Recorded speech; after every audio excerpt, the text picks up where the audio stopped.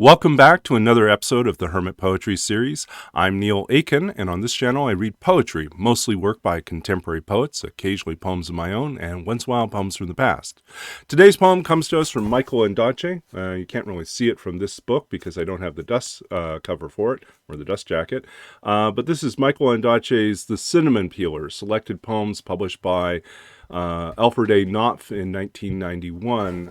This is a poem from towards the beginning of the collection entitled Letters and Other Worlds, beginning with an epigraph.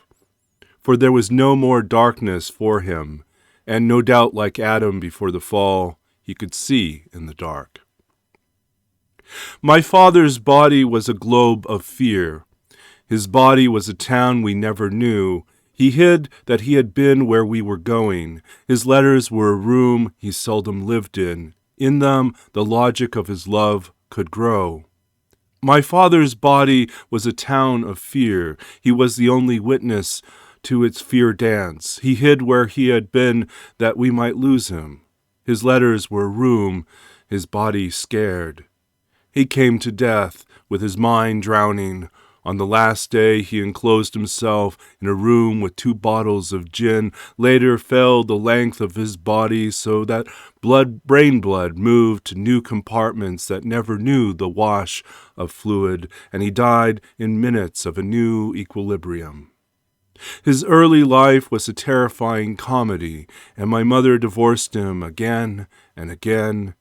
He would rush into tunnels magnetized by the white eye of trains, and once, gaining instant fame, managed to stop a parahara in Ceylon, the whole procession of elephants, dancers, local dignitaries, by falling dead drunk onto the street. As a semi-official and semi-white at that, the act was seen as a crucial turning point in the Home Rule movement and led to Ceylon's independence in 1948. My mother had done her share too, her driving so bad she was stoned by villagers whenever her car was recognized. For 14 years of marriage, each of them claimed he or she was the injured party. Once, on the Colombo docks saying goodbye to a recently married couple, my father, jealous at my mother's articulate emotion, dove into the waters of the harbor and swam after the ship waving farewell. My mother, pretending no affiliation, mingled with the crowd back to the hotel. Once again he made the papers, though this time my mother, with a note to the editor, corrected the report, saying he was drunk rather than broken-hearted at the parting of friends. The married couple received both editions of the Ceylon Times when their ship reached Aden. And then, in his last years, he was the silent drinker, the man who once a week disappeared into his room with bottles and stayed there until he was drunk, until he was sober. There, speeches, head dreams, apologies. The gentle letters were composed. With the clarity of architects, he would write of the row of blue flowers his new wife had planted, the plans for electricity in the house, how my half-sister fell near a snake and it had wakened and not touched her. Letters in a clear hand of the most complete empathy, his heart widening and widening and widening to all manner of change in his children and friends, while he himself edged into the terrible, acute hatred of his own privacy, till he balanced and fell the length of his body, the blood entering the empty reservoir of bones, the blood searching in his head, without metaphor. And that was Michael Ondaatje, Letters and Other Worlds, from The Cinnamon Peeler, selected poems, Alfred Knopf, 1991. If you enjoyed this reading and this poem, please do check out the description of this video for more information about Michael Ondaatje, as well as where to purchase a copy of this book, as well as, if you want to press on further, more information about this project, the Hermit Poetry Series, and other projects I'm currently working on. I'm grateful for all of you for sticking around. I think that it's wonderful. We're nearing our 100 subscriber And who knows, by the time this goes up, perhaps we will have hit our 100 subscriber for this channel.